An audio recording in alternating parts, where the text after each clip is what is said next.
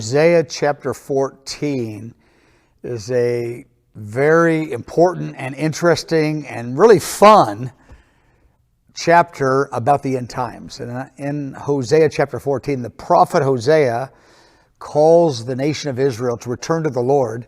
Then he gives 7 statements of what they are to say to God and the truth that they are to embrace when they return to the Lord. Now, this passage, of course, was spoken about end-time Israel, but it's also an important pastoral insight for the end-time church as well.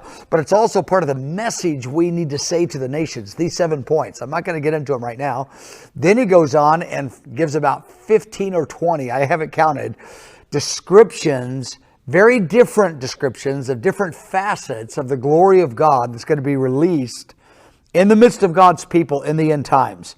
He talked about God being like dew, resting on his people with refreshment and empowerment. He was going to make his people like an olive tree and like fragrance, and all these poetic, even somewhat romantic terms of what God would do in the midst of his people in the end times if they return to him, or not if, when they return to him.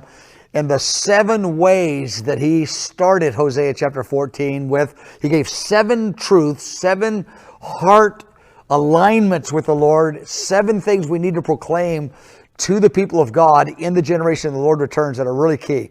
So Hosea chapter 14, I mean, it's poetic, but it's moving. It's God's emotions come out in this chapter in a way it normally doesn't come out in many end-time chapters, because, of course, Hosea is the prophet who revealed the bridegroom God in chapter 2, but here in chapter 14, he unpacks the implications of it. I mean, I just so enjoyed studying, preaching, talking about Hosea chapter 14, and I highly recommend it.